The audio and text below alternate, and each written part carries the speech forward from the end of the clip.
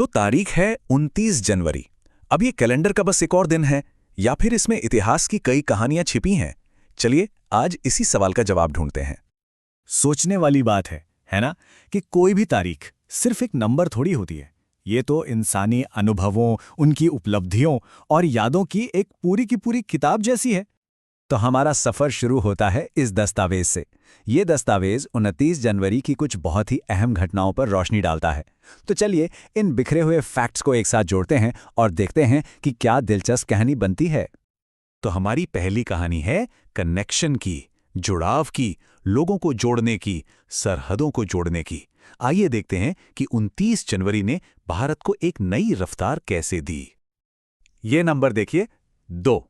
अब ये सिर्फ एक गिनती नहीं है, बल्कि भारत के ट्रांसपोर्टेशन में एक बहुत बड़े, एक क्रांतिकारी बदलाव का प्रतीक है। कोई अंदाजा है कि ये किस बारे में हो सकता है? जी हाँ, ठीक इसी दिन 29 जनवरी 1979 को भारत की पहली डबल इंजन वाली जंबो ट्रेन तमिलनाडु एक्सप्रेस ने अपना ऐतिहासिक सफर शुरू किया था। सोचिए, ये सिर्फ लोहे की पटरियों पर दौड़ती एक ट्रेन नहीं थी, बल्कि ये तो उत्तर और दक्षिण भारत के बीच की दूरियों को मिटाने वाला एक चलता फिरता पुल बन गई। और पता है, ये कनेक्शन बनाने का सिलसिला सिर्फ देश की सीमाओं के अंदर ही नहीं रुका। जहां 1979 में इस ट्रेन ने दिलों को जोड़ा, वहीं ठीक इसी तारीख को 1992 में भारत ने दुनिया से एक नया रिश्ता बनाया, ASEAN, यानी दक्षिण पूर्व एशियाई देशों के संगठन के साथ हाथ मिलाकर। लेकिन रुकिए, 29 जनवरी की कहानी सिर्फ रफ्तार और डिप्लोमेसी के बारे में ही नहीं है। नहीं, ये दिन कला और शब्दों की दुनिया में भी एक बहुत ही खास जगह रखता है। इसी तारीख को साल 1947 में शब्दों के एक सच्चे जादूगर ने जन्म लिया था, मशहूर लेखक अशोक गुप्ता।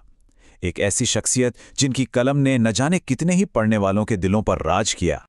और देखिए क्या कमाल का इत्तेफाक है कि इसी दिन भारतीय समाचार पत्र दिवस भी मनाया जाता है। मतलब एक तरफ एक महान लेखक का जन्म हो रहा है और दूसरी तरफ लिखने की कला का ही जश्न मनाया जा रहा है।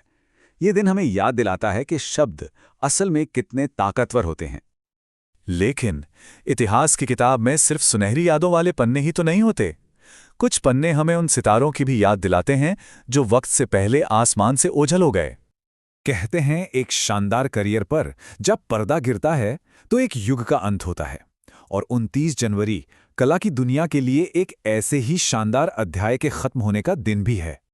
29 जनवरी 2008 ये वो तारीख थी जब मलयालम सिनेमा के एक बहुत बड़े सितारे एक्टर भरत गोपी ने इस दुनिया को अलविदा कह दिया। उनके जाने से एक्टिंग की दुनिया में एक ऐसा खालीपन आया जो शायद ही कभी भर पाए।